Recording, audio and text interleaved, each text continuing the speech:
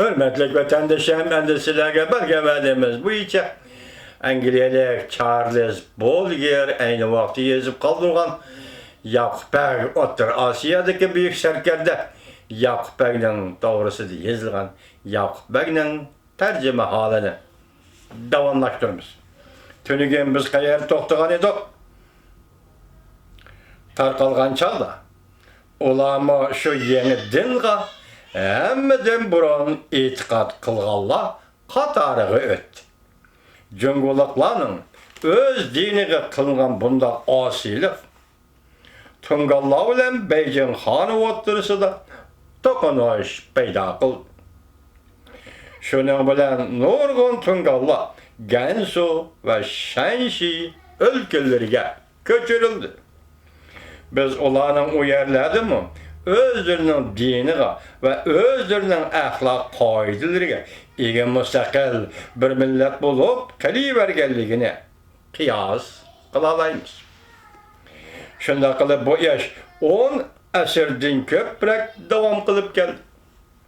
Tarix bizga bu yangi dinning ularga qilishning qo'mondonligi ostida majbur tenilganligini ko'rsatib o'tdi.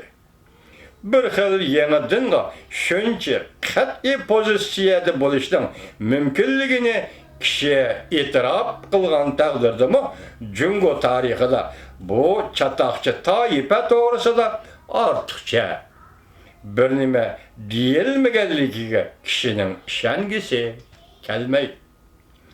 Xon yorliqlarida va boshqa hukumat hujjatlarida Tungallar hamisha tilga elinib turib olsinmi? Tilga elinib turilsinmi? Faqat ularning diniy to'g'risida ularning junguluq yot toifa ekanligi to'g'risida gap bo'lingan. Lekin boshqa masala tilga elinmagan. Shundaqdimi 18-ci, 14-ci, 18-ci əsrlərdə ilgiri Tungallar kəmdən-kəm tilgə elingan. Yani şu dəvrə gəlgəndilər Tungallar arasında Buddhist hökumətə düşmən bolğan din tarqatqıçılar payda bolğaçqa Jungo xaqani Tungallarga intayın qattiq tədbir qo'llanishga başlagan. Tungallarni bir diniy mazhab demasdan bir millat deb qarash. Ehtimal bir xil yangi nazariya yoki bir xil to'g'ri kashfiyot bo'lishi kerak. Yana bir tarafdan elib aytganda bu faqat ashundaq yuzaki hadislarning nihoyatda oddiy ish ekanligini tushuntirish uchun qo'llanilgan abchil bir xil urinish ekanligi ehtimolga texmi yaqin. Yuqorqi ikki xil qarashdan birisini kitobxonlar o'zi tanlab olsin.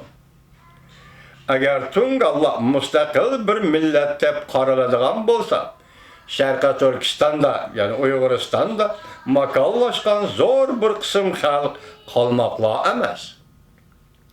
Balki Tungallar bo'ladi. Agar mushu kitobimizdagi qarash qabul qilinsa, Tungallar boshqa davrlarda islom diniga kirgan qolmoqlardir. Tungallar O'rta Osiyoning bu qismidagi asosiy xalqdir. Esingizda bo'lsinki, kitobimizning keyingi sahifalarida Xitoy deganimizda buddistlar yoki hukmron sinfni ko'zda tutamiz. Tungan deganimizda Gansu va undan boshqa qaram joylardagi musulmonlarni yoki biqindi irqlarni ko'zda tutamiz.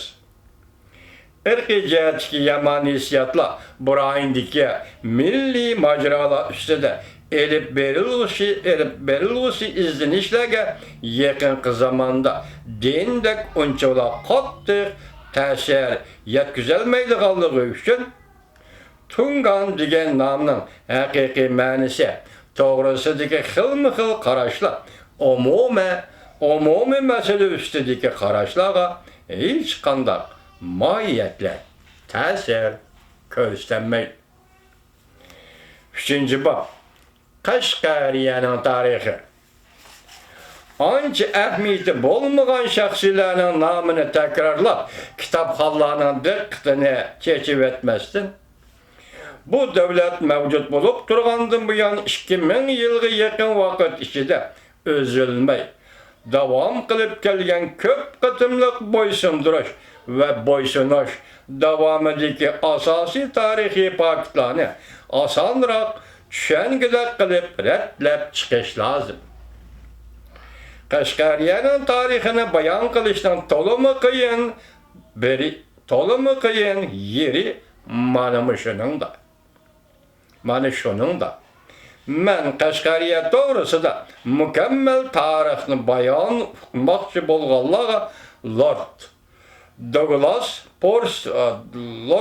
Douglas Forstning Yarkanga elchi bo'lib borganligi to'g'risida yuqorgi sungan rasmiy dokladida tilga elinib o'tgan doktor Billivining yozganlarini o'qib beqishni baştala tavsiye qilib qo'ymoqchiman.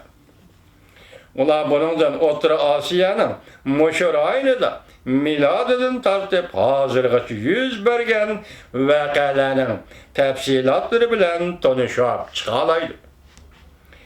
Lekin bu rayonda yuz bergan turli baloyi ofatlarni va ularning orliqidagi ma'murchilik bo'lgan qisqa vaqtlarni oldingi davr bilan bakma o'xshab ketadigan har bir burilishlarning takror bayon qilib o'tish bizning hozirgi talabimizga uygun kelmaydi.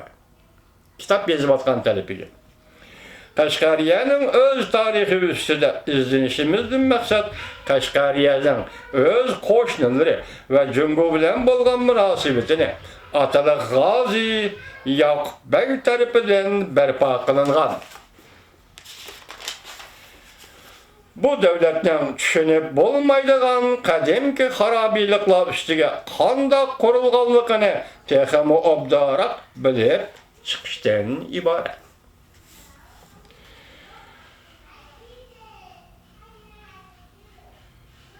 Nechinci asırdaydı ben gözüm kömülü keçirenler vesile. Keçirenler vatandaşlar.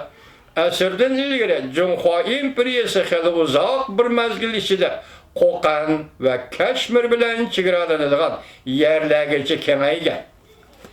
Bu yerda bunda gaplarni men bir rivoyat deyman, kechiringlar meni. Men tarixni bilamdan bilmamdan uni savol qo'ymanglar. Qo'qon va Kashmirgacha Cumhuriyet İmperiyasi kengaygan degan gap bu tarjimondan qo'shib qo'yayotgan rivoyatlar bu. Asrda ilgili Cumhuriyet İmperiyasi hali uzoq bir mezgil ichida Qo'qon va Kashmir bilan chegaralanadigan 6. asır olsa gerek. Chegaralanadigan yerlargacha kengaygan. Ammo Tang sulolasi davrining oxirgi mezgillarida yuz bergan ichki yig'inliqlar bu buyuk imperiyaning eng chet joylarida bo'lgan ig'dorchilik huquqini osonla ojizlashtirib o'tgan. Neticede bu joylardagi bir qanday millatlarning aslidagi hukmronlari yeni boshdan jismoniy erkinlik va qo'lidan ketkizib qo'ygan zaminlarga ega bo'lib olgan. Lekin afsuski Jungo bilan bo'lgan munosabati o'zgargandan keyin ularning taqdiri ko'rinarli yaxshilanmagan. Rostini aytganda ular hatto avvalgidimi? Rastını aytganda ular avvalgidimi echinishli qulluqqa va texmi egar asoratga tushib qolgan.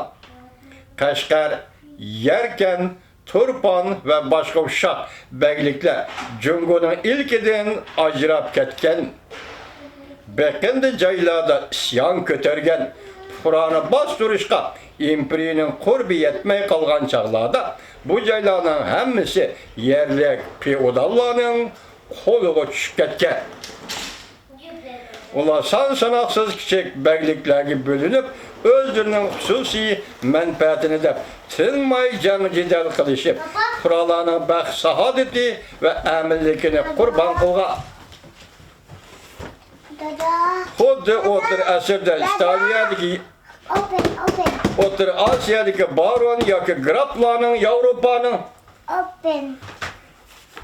kechiring vatandoshlar, meni kechiring.